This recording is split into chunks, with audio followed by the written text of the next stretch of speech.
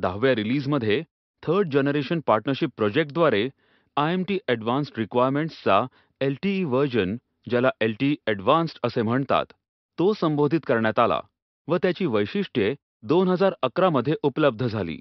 WiMAXने IMT advanced requirement नव्या व्हर्जनमध्ये आणल्या व त्याला WiMAX 2.0 IEEE 802.16M मध्ये खुलासा केल्याप्रमाणे सुविधा दिल्या गेल्या.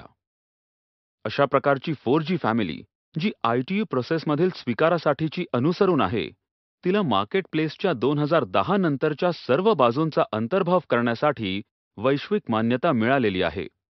अशा प्रकारे 4G विस्तारमान आणि परिपक्व 3G इकोसिस्टीमवर उभारली गेलेली प्रणाली आहे.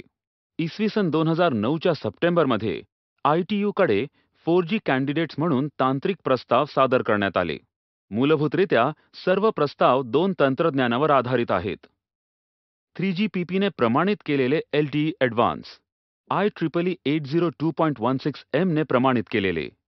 जरी ते स्टेशनरी रिसेप्शनसाठीची आवश्यकता 1 GB per second आणि मोबाईलसाठीची 100 MB per second गरज याची पूर्णतः परिपूर्ती करू शकत नाहीत, तरी सध्या LTE आणि WiMAX इम्प्लिमेंटेशन्स 4G या नावाने संबोधली जातात.